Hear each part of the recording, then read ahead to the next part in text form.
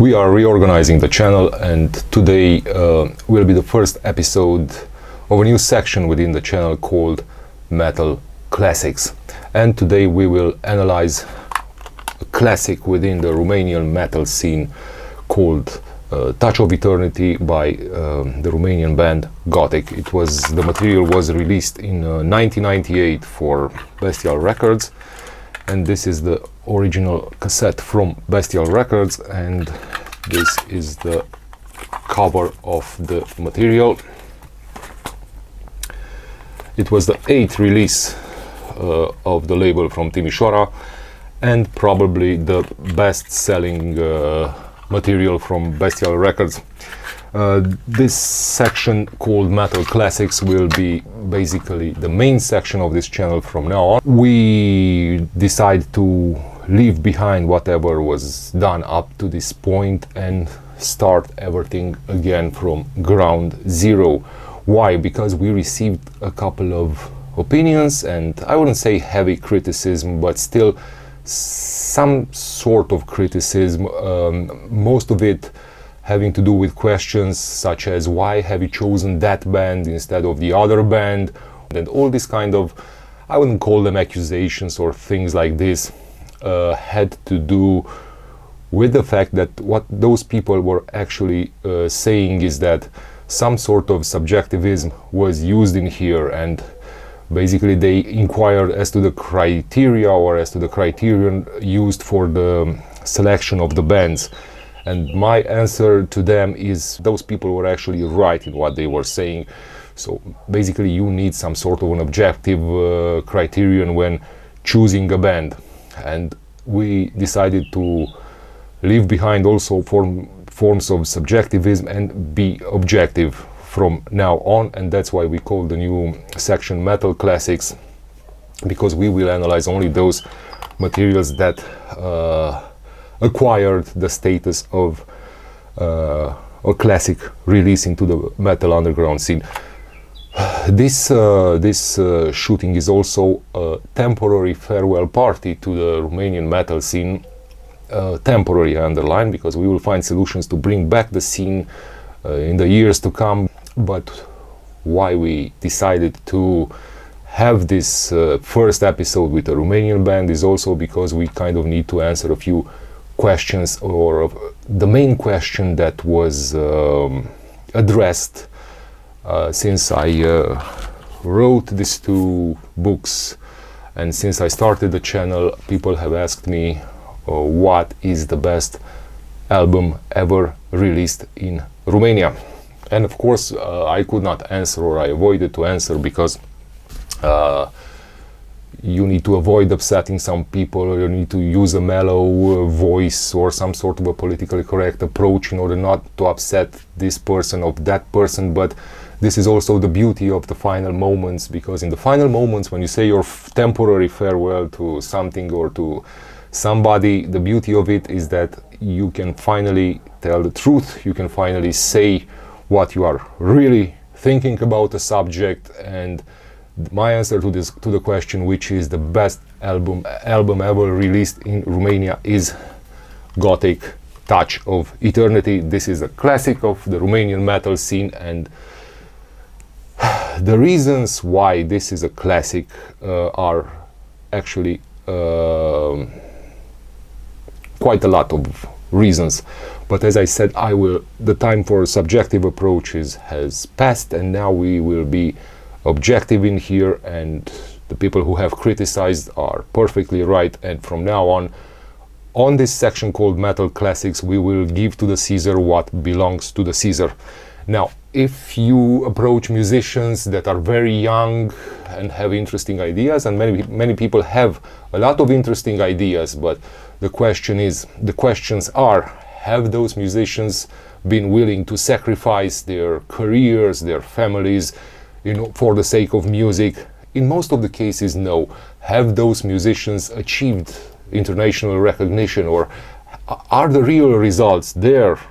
No, they just have interesting ideas, and it's pretty normal for somebody to allow them to have their voices being heard, but the people who criticize the channel are right, because people who had results, people who created history are more entitled to be in here, and it's the fair and square way to do it. And now, since we are departing from the Romanian metal scene, I will answer the question. The best album ever released on the Romanian metal scene is Gothic Touch of Eternity.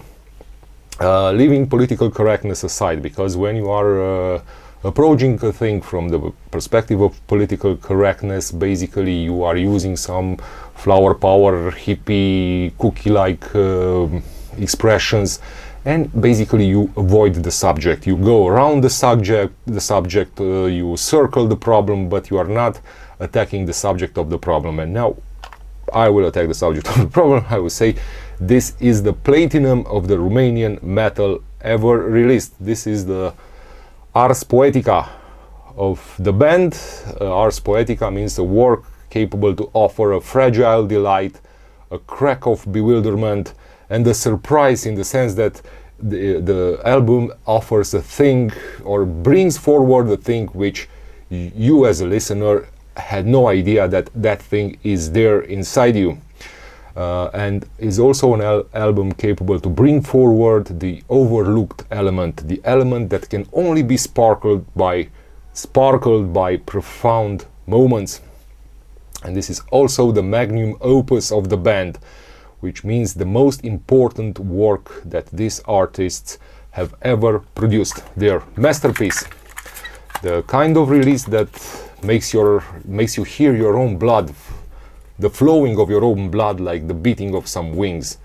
And this is something that hasn't been beaten before and could not be beaten afterwards inside the Romanian scene. As far as international recognition goes, in 1998 they received the mark of 9 in Metal Hammer in Hungary, which was unprecedented into the Romanian scene. They played at Wacken, and it pretty much is the album on which the band allows itself to be turned into the ink from which flows every listener's poem. Again, these guys allow themselves to be turned into the ink from which every listener's poem flows from, and as Alin Petruț would say, why leave another person's romanticism go to waste? And Alin Petruț is what could be termed, if we are to quote a song from Paradise Lost, a true believer, the kind of happy Sagittarius who wakes up early in the morning, the first one to wake up in the morning, the second one to go to bed, and he truly believes in what he's doing. And basically all across the years he was capable to have the band survive by selecting the best musicians, such as Csaba Tolpai or Toli. We had the interview with Toli on this channel, but it was not really an interview about Gothic. It was about a portrait of an artist, and it was about Toli's ideas and his life experience and life philosophy of this small or big bass player legend in the Romanian underground metal scene. Also, another great musician that played in Gothic was the guitarist Alin Moise, and so on and so forth. So this band Gothic, and now we are starting with the interesting thing about this band Gothic, does not come from the big cities of Romania, from Bucharest, from Cluj, from Timișoara. No, they actually come from a very small city in Romania, from Lupeni, which is a minor city in Hunedoara County. And Lupeni is a very, very rough industrial environment, a coal mining environment containing some truly heavy industry, pretty much like the area from which Sodom in Germany comes from, which is Gelsenkirchen, a city on the Ruhr Valley. And this Jiu Valley in Romania, where Lupeni is located, is one of the roughest areas in Romania. Very tough conditions, very rough, heavy industry.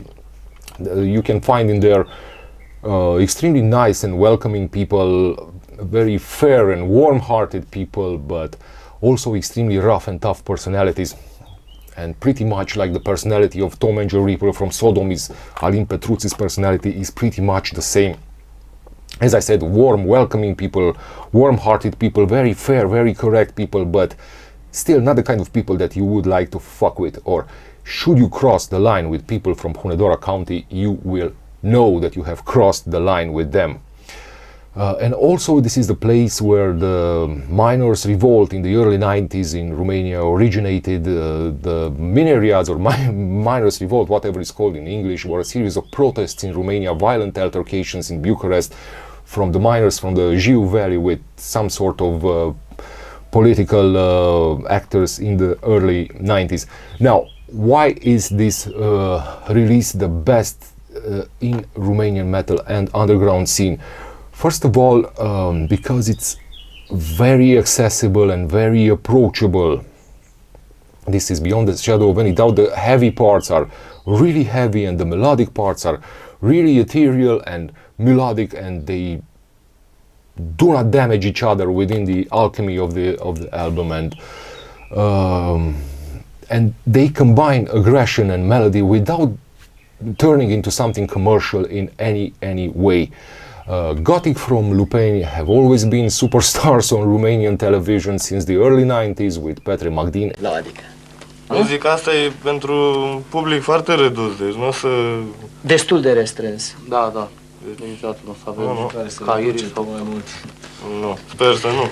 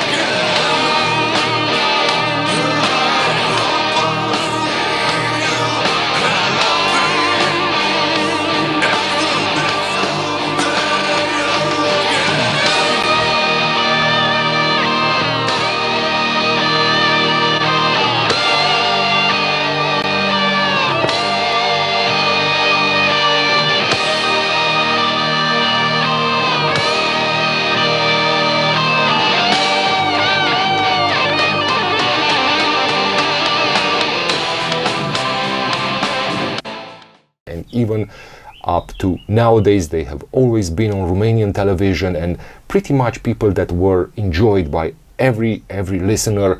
And all the people that I have spoken with during the publication of these two volumes, Gothic being present on the first volume, they told me that they actually think that Touch of Eternity is the best album in Romania, the best album released so far. So as I said, the time for subjectivism has passed, and now we are going to be objective persons.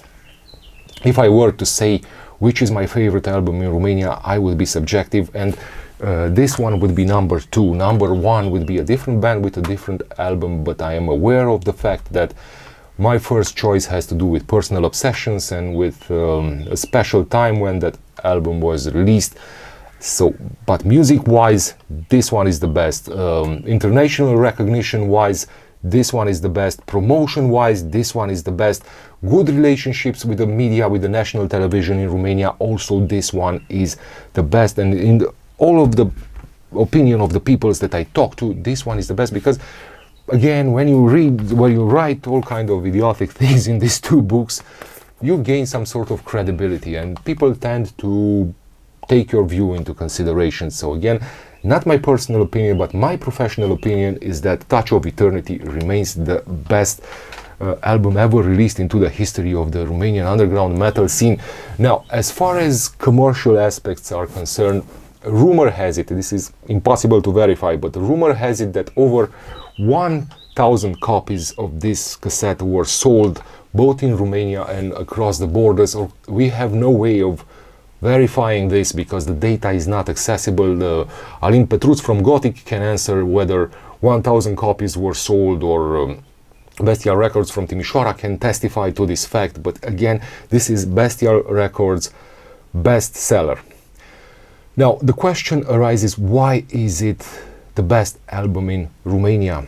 And the answer lies in the following fact, and this is a very important aspect, because the album manages to tell the story of the generation of the 90s and to take a perfect picture of that entire generation.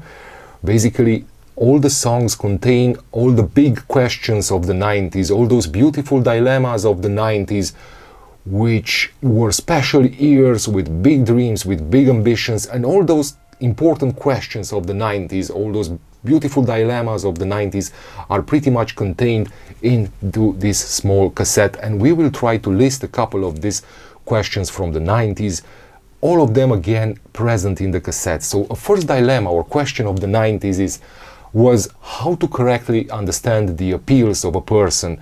You can find this question on many songs. The second question would be how to avoid getting lost in self-reconstructions or in reconstructions of the self. The third one is, what is more important in life, to find solutions or to learn how to manage expectations? Because in life it is rarely about finding solutions, most of the time is about, especially in Romania, it is about learning how to manage expectations. The fourth question contained in the album is, what happens when the psychological immune system breaks down?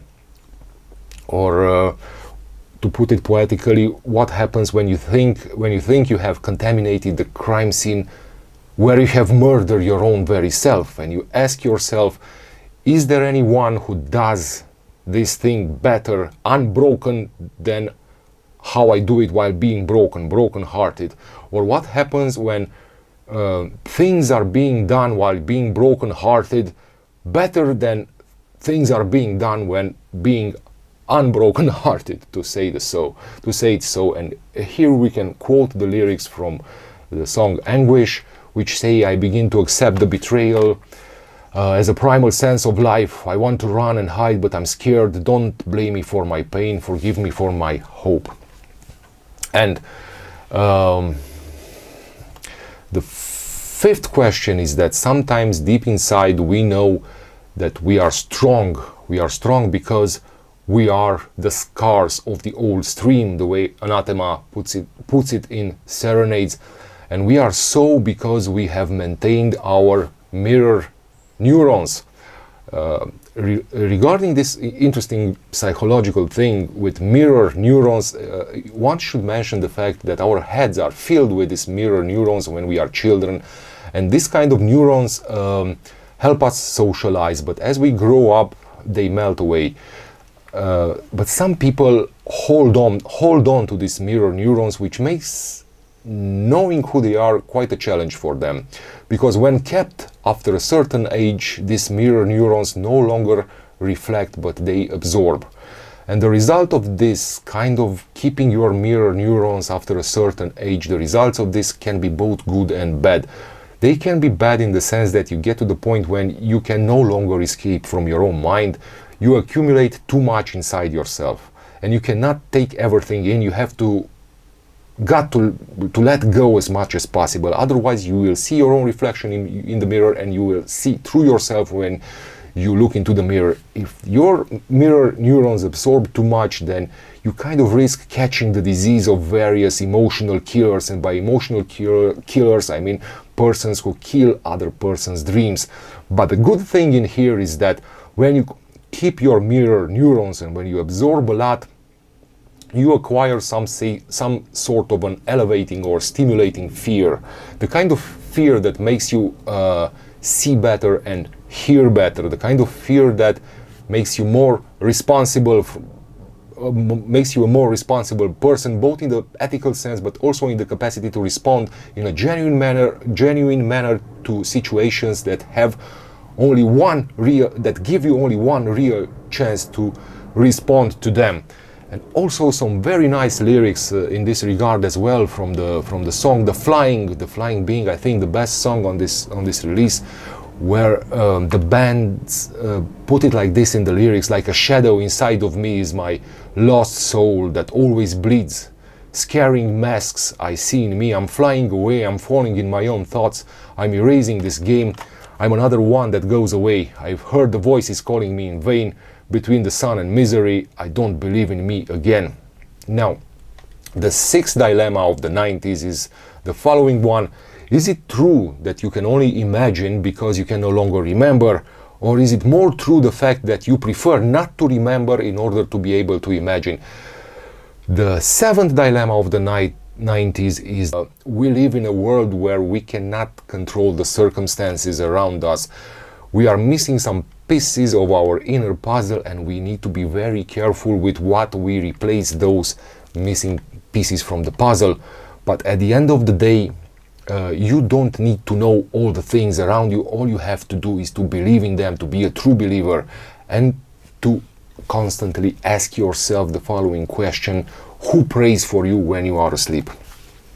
And again, we can quote the lyrics of the song Regret in here, where it is said that my tears, the one no one sees, my prayers, the one no one wants to hear, my thoughts that no one knows, my pain that no one wants to hear. The eighth dilemma of the 90s is that those who doubt their identity can be very easily manipulated. So if you want to attack or destroy a person, you have to attack and destroy his identity. This was a classic dilemma of the 90s. How to maintain your identity. And all the 90s were about some sort of an identity search. Who I am, where I come from, where am I heading. The ninth dilemma of the 90s was: how can you tell whether or not you are dealing with an emotional criminal? And again, an emotional criminal is a person that destroys other people's dreams. And according to this music, there is a type of hostility that you see in the respective person, that you can tell whether he is an emotional criminal. The 10 question of the 90s is that I do not know if I will be myself again, or if there is any kind of self remained in me. The 11th question of the 90s is that it has to do with the self-infliction of emotional wounds, and some sort of a self-mutilation done in the desperate attempt to peel off your face the fake masks that society has put on your face, and the masks that have stuck to your face or that have glued themselves to your face. And some songs go even as far as suggesting some sort of a lust for suicide, in the vein of Sentence, the album, famous album Down. And counter to what modern psychology has to say about it, and modern psychology says that such mutilations have to do with very strong emotions that cannot externalize themselves in another way. But what the music of the 90s said, that such self-emotional mutilations are actually a preparation for the battle, because sometimes warriors prepare themselves for the battle by cutting their faces, and wolves in their pack, before attacking their prey, they bite each other. Why? Because they have to get into the mood, they have to get into the heat of the battle, and before tasting the blood of the enemy, you have to taste your own blood in order to be strong in the moment just before the battle. And also an interesting dilemma of the 90s, and with this I will finish this collection of 12 dilemmas that have been identified on this release, is sometimes there are roots inside us, and we behave like roots who have lost their trees. And basically, when as a root you have lost your trees, you have to turn yourself into some sort of a tree, knowing that the real things that matter in life can be found in no book and on no map. So you cannot find the real things in your life in a book or on a map. And the strong ones are those who can be bent and broken into a better shape. And the strong people are those capable to awake themselves from the nightmare of history. And on the song Charges, Gothic says that if I support unbroken dreams, when I feel the flowing hate, when aversion's not what it seems, and when the charged is the one who waits in a world of frozen tears, take away this cheated mirror, becoming more than a man. Beautifully, beautifully rendered poetry into music. And all these 12 dilemmas of the 90s, which I have discussed with listeners and with those who have read the books, are beautifully played on this album, and all the guitar riffs beautifully travel alongside these themes. So the main point of attraction on this material are the serenades, and essentially here we have a collection of 9 songs. That is a collection of 9 serenades, somehow done in the style of Anathema's famous release from 1993, Serenades. That is, we have 9 musical compositions delivered in the honor of human self-reflection, 9 epic and exalted sound bridges, creating a luminous black gaze into one's existence, and always with a flattering effect on the listener. The listener being encouraged from everywhere on this cassette, and with all the might of these musicians, to perpetuate his or her own existence. So we have 9 rampant celebrations of defeat, all of them nicely enhancing the suppressed aggression within a person. And the captivating quality of this Gothic metal serenades should be read in their unique capacity to create anticipations in the listener. By using graceful cadences, sweet abrupt collisions, propulsive, inventive and impressively intuitive guitar riffs and solos. So a very important aspect is that the tunefulness is more important than the thematic development or the dramatic intensity, and the tunefulness is the one which conjures mystery, that portrays serenity and inspires reflection inside the listener, more than the concept or more than the theme as such. And the overall conceptual elaboration and reinforcement is always done in here with a longing spirit of motion. Motion in the sense of eagerness and ambition to follow the promises that you made to yourself. Again, if you want, in the style of Anathema's song Je fais une promesse. And here one should notice that the guitar riff is always the carrier of the whole story on each and every song, and the musicians also know how to suspend the song's defining motion just in the right duration. The speed of the album is natural, and there is a clean sound that is not too overbearing. Nothing is unfocused and nothing is lacking in spirit, and every song sets the stage for the next song. Most of the times it sets the stage for the next song by using special sound contrasts, such as melodic and demonic voices delivered in a sincere and anguished tone, strange voices created with the keyboards, and those strange voices created with the keyboards, they sound like they come out of your dream or something like that. And also the kind of melodic but also threatening undercurrents circulating throughout the album. An album on which the dense and the melodic bass lines sound like a cold autumn walk. And afterwards the music projects all these kind of contrasts on one's identity, where identity is understood exclusively as only those genuine expressions of the self and nothing else. And nothing else matters, to quote Metallica, but only the real expressivity and the real expressions of a true believer. Now, the result of all these kind of things is that the listener is attuned to the essence of this album, and the vibe of the album starts to work on its own.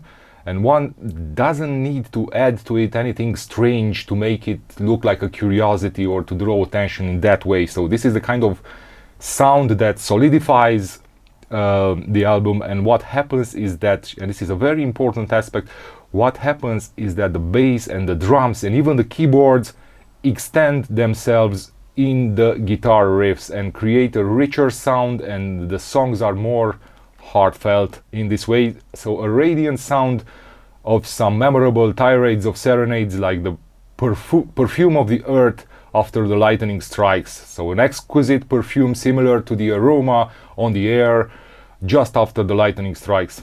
So we are dealing with an evocative album where everything seems somehow recorded live, and live sounds always give the music energy and passion, a darkly bewitching, dreamy and unforgettable distinctive intensity. Although it was not recorded live, it was recorded in the studio with Alex Perin from Umbra et Imago, if I remember correctly.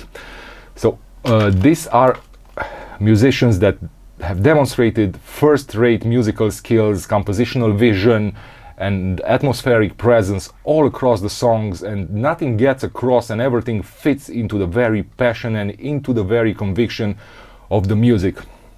So perhaps other reasons why Touch of Eternity shines way beyond its time could be the fact that the guitars often play different parts at the same time, that there is a silent feeling of power in the subtle underlying grooves of the album, and that the songs wander off just as much as they need to wander off in order for the walk to remain soul fulfilling. And there is a personal emotionalism, a romantic naturalism, and even serenity in the representations of the tragic human conditions. And again, as I said in the beginning of this material, all kind of questions such as why must I denounce myself as a monster while you still refuse to acknowledge, or you refuse to see the monster growing inside yourself. Music as therapy, in the sense that music as therapy only works if you have a genuine desire to know yourself as you are, not as you want to be.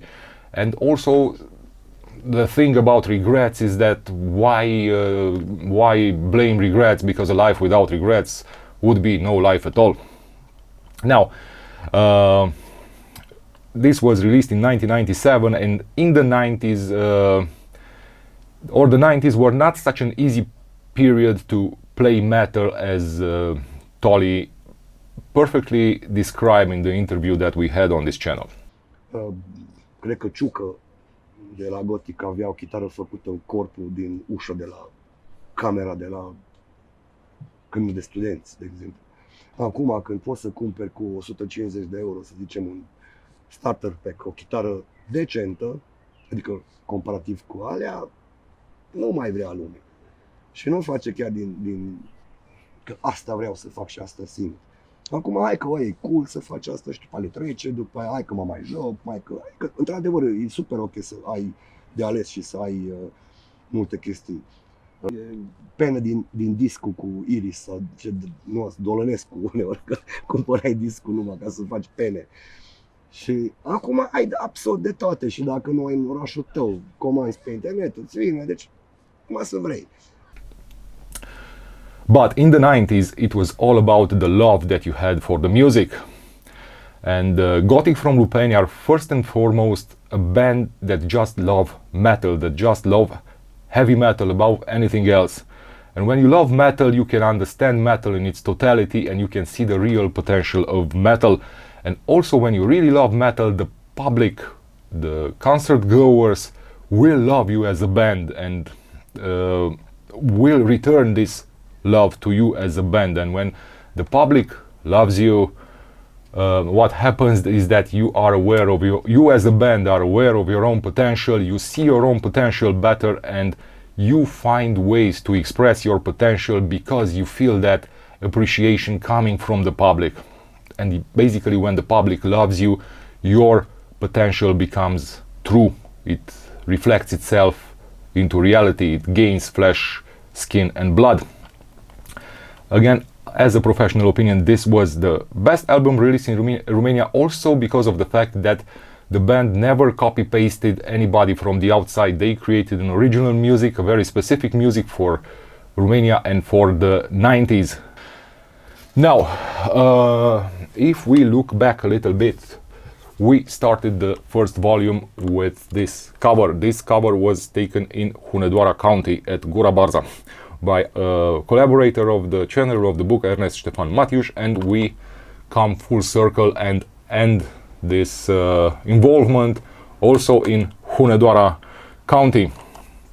And I also have here a historical artifact from the communist era. This is the effigy of the Hunedoara County, and basically they beautifully fit together into the spirit of the heavy metal in Hunedoara County. Okay, nice picture to tell you the truth. Now, basically, this being for the time being the last material that we have on the Romanian Metal Underground, I want to say that we had with these two books and with the time spent on this channel, I had around 2 years and 8 months of very intense work. I met a lot of interesting people, and it was a very romantic period. We decided to go a little bit abroad for the following episodes, because what I noticed with the publication of these 2 books and with the channel is that the dedicated audience is around plus minus 400 people that are intensely passionate about this. Alin Petruț would say probably that they are even less than 400, but I like to think that they are 400. I want to thank all those who came to the interview and gave their best, because there were some outstanding performances on the interviews of this channel, and it will always be remembered as a very romantic period. And I know there are people in Romania who highly appreciated this, but unfortunately the support was not really enough for me to be able to continue on this quality level the work so far. So as I said, creativity wise, dedication wise, it was okay, but promotion wise it was not really sustainable. Now promotion wise it was not really sustainable, because the promotion of some interviews had to be done on the official Facebook page or official pages of the bands, and not on the personal Facebook page of the person that was interviewed. But some bands did it, and the results were awesome, but some bands didn't do it, probably for the reasons that if you as a band member gave the interview, you did not want to upset the other members of the bands, and that's why some musicians decided to only promote the materials on their personal Facebook pages. Anyway, but as I said, truth be told, another interesting aspect that needs to be taken into consideration in here, and in my opinion, because now I'm going to be honest, the main reason why the audience was as low as it was, it's something that has to do with the feminine audience of the channel, and the feminine audience of the channel looks like this, unfortunately. Now, of course, we understand that we were not able to bring Leonardo DiCaprio or Brad Pitt to the interviews in here, but still such low numbers are really, really not okay on the side of the feminine spectrum of the audience, and I don't really understand why it happens in here. And because the interviews have been quite literary, quite sensitive on many subjects, and we see a lot of girls in the Faculty of Letters, and we see a lot of girls and even ladies going to metal concerts, but when it comes to such materials, I kind of fail to understand why they were not at all, or almost not at all, interested in these kind of things. So I believe that with such a low feminine audience here in Romania, you cannot really achieve the desired level of promotion. Nobody knows what will happen into the future. Maybe we'll come back on the Romanian scene, maybe not. Who knows who I will meet, who knows what kind of discussions there will be. But for the time being, this is the last episode on the Romanian scene, and again I want to thank everybody who supported this channel. And for the next episode we are going to have a very abrupt change and travel very, very far away from Romania, so far away that some people can no longer tell whether it's east or west. And we will present a band, a death metal legendary band from that extremely, extremely far away corner of the world. Thank you so much for having watched this channel up to this point.